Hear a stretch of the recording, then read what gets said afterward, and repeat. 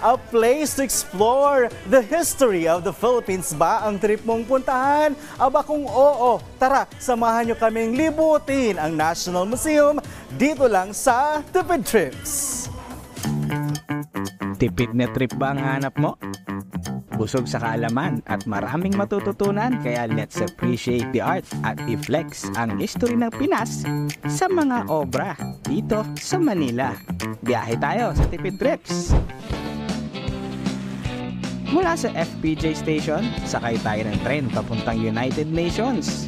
20 pesos lang yan.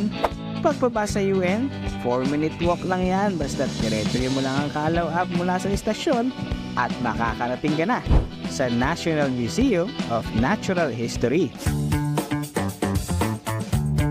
Pagpasok pa lang, IG-worthy na dahil bubungon sa'yo ang trending na metal glass dome o mas kilala sa tawag na Tree of Life.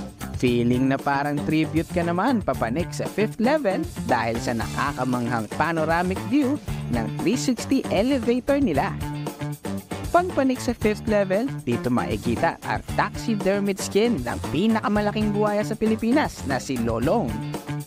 Siguruing full battery ang energy sa pagbisita dito dahil 12 galleries ang pwede mong maikot na puno ng interactive displays at diagrams na makakapagpabalik sa iyo sa karanasan ng nakaraan at kasaysayan dito sa ating bansa.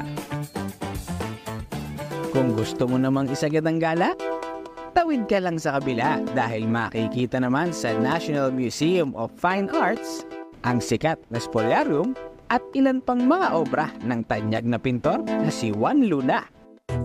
Siguradong busog din ang mga mata sa higit 20 galleries na pwede mong bisitahin at syempre, picture taking.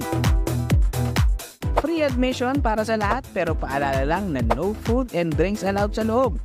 Magdala ka lang ng isang valid ID, pwede ka nang mag-selfie at tumingin-tingin pero no touching para sa safety mo at ng mga obra na nakadisplay dito. Bukas ang National Museum Tuesday hanggang Sunday mula 9 AM hanggang 6 PM. Kaya iset mo na ang next trip mo dahil minsan lang makatipid sa trip.